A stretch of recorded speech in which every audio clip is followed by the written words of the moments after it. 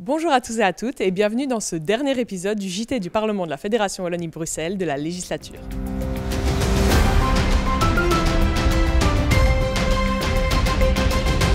Ce 25 avril, c'était a priori la dernière séance plénière de la législature et il a été débattu du fameux décret dit paysage qui fait tant parler de lui. On écoute le sujet.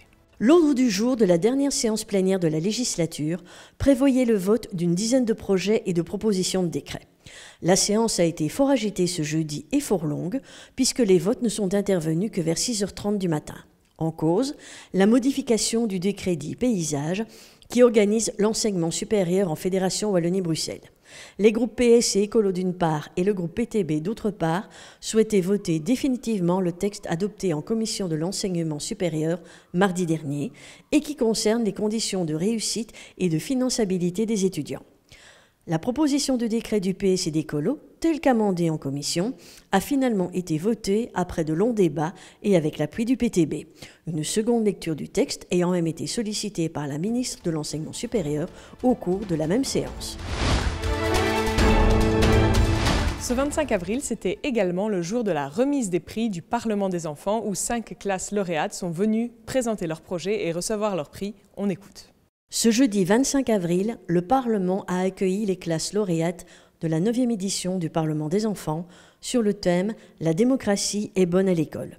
En effet, sur les 18 écoles participantes, sur la période s'étalant de septembre 2023 à mars 2024, 5 ont été récompensées par un tableau interactif pour leur école.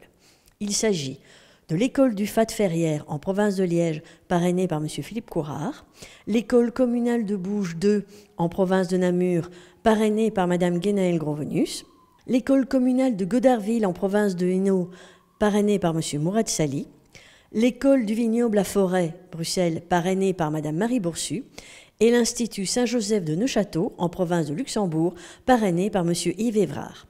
2 enfants par classe ont présenté leur projet de décret depuis la tribune de l'hémicycle en prenant leur rôle de député très au sérieux. Ils ont également reçu un diplôme en souvenir de leurs prestations et ont pu poser pour une photo souvenir avec leur parrain ou marraine. Et cette semaine marquait a priori la dernière semaine de travaux parlementaires du Parlement de la Fédération Wallonie-Bruxelles pour la session 2019-2024 et nous profitons de cette fin de travaux pour vous donner quelques chiffres. Pendant l'ensemble de la législature, nous avons eu pas moins de 260 projets de décret et 30 propositions de décret. Nous avons aussi eu 136 interpellations, 1192 questions d'actualité, 4276 questions écrites et 13 602 questions orales. Quel travail! Et au nom de l'ensemble des services du Parlement de la Fédération Wallonie-Bruxelles, nous vous remercions de nous suivre et nous nous donnons rendez-vous en juillet pour la séance inaugurale.